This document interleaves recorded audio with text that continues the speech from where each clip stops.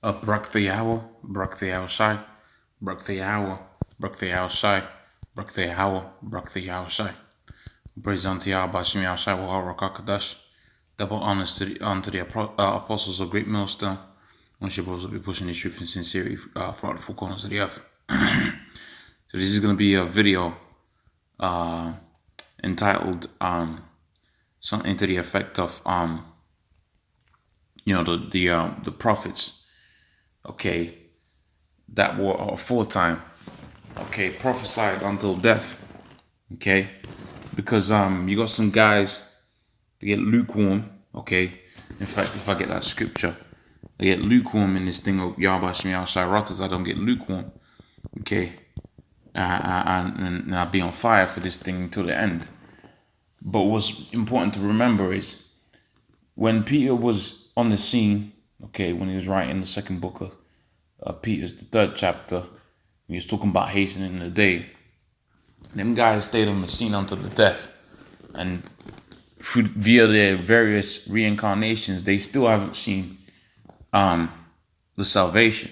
Okay, what I mean by that is pretty much these guys, when the apostles, when they were on the scene, they prophesied all the way up until their death. I believe all the apostles got killed off, and that's the prerequisite for this truth. You're supposed to, God forbid this thing takes 50 years, okay? And I say, God forbid this thing takes 50 years, as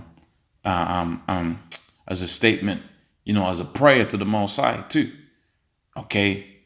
But pretty much, if that was the time span that the Most High gave extra unto this man Esau, which is the so-called white man, which is the devil and Satan that is written about within the scripture, okay, then pretty much the so-called younger men that are now pushing this work, in year 3, year 4, year 5, year 6, whatever, you was going to be required to push this thing right up until your death, okay?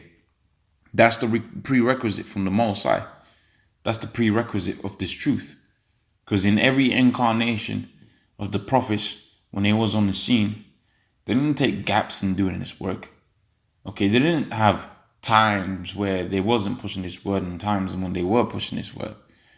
Okay, when you had a prophet of the Lord, okay, they was pretty much a prophet of the Lord until the death of it.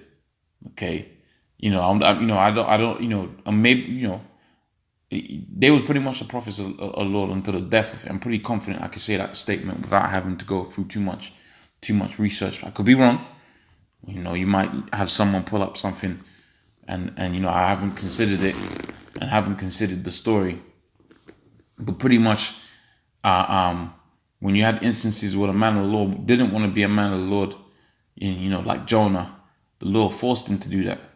Okay, and he had to take that particular route, if you will, okay, lifestyle route, if you will, until the death of it, okay, and many other, really more so, okay, the apostles, okay, that's the important statement, more so the apostles, of which their salvation still hasn't come yet, and it's been 2,000 years since the Lord has left the scene, okay, it's been a long time, and those men have come in every reincarnation, and they would have had some sort of whereabouts of or zeal, particular zeal towards these scriptures. But in a lot of times when the prophets was going to be raised back up, guess what? If the Most High required it, that they was going to push this word until death, then that's what they was going to have to do. Okay, the book of Revelations, the 3rd chapter, on the 16th verse, and says that, so then because you were lukewarm, in fact, we want to go into the whole context of the scripture. Okay, Revelations 3:15, it says, I know thy works, thou art neither cold nor hot. I would that were cold or hot. Okay, so then thou art lukewarm, neither cold nor hot. Okay, I will spew thee out of my mouth. Okay, so you got some lukewarm guys that the Most High is going to spew out of his mouth. But see, the scripture says if they went out from us, they was not of us. Okay, because you had certain cats like Judas that was in the scene, that was on the crowd, that was in the circle of Yahweh Shai, that pretty much there was like a third nipple, man. Okay, or a second ass crack. Okay, or a sixth sixth toe.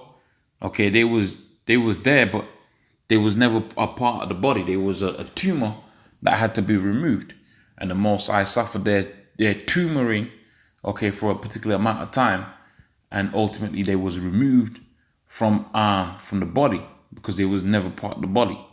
Okay, so you're gonna have situations, that's not me. Okay, but you're gonna have situations where guys are gonna get kicked out because they was never a part of the fold, man. Okay, and marvel not if that's your best buddy and that's your best friend. Look, the moral side is about business, and within business there's a statement that goes something to the effect of it's just business. It ain't nothing personal. Okay, that just you wasn't, that person just wasn't of the lot. Okay, now let's go back onto the first precept that I had prepared, which was in the book of Corinthians. Okay, which goes into the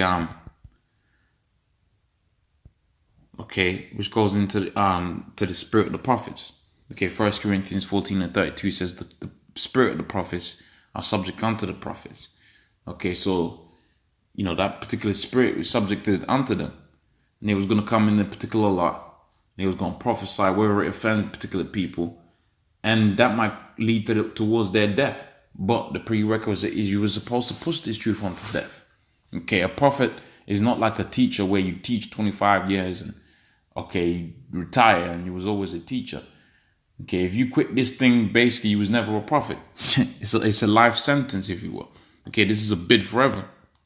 Once you come into this realm, you can't neglect it. Okay, it has to be nurtured. You can't leave it. Okay, because once you left it, it's like putting your house back on that cross. Okay, and asking for your mercy again. Okay, and that's a scripture that comes from, what is it, Hebrews, the 3rd chapter, the 3rd verse, or Romans, the 3rd chapter, and the 3rd verse. I forget the exact placement. But when you leave this thing, it's like you're asking the Lord to go back up on that cross because you've heard this good word, but you're going back onto the world, which is a bad thing, man.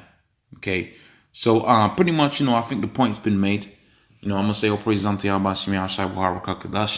double honors unto the apostles of great millstone. And your brothers will be pushing these truths in sincerity. Shalom.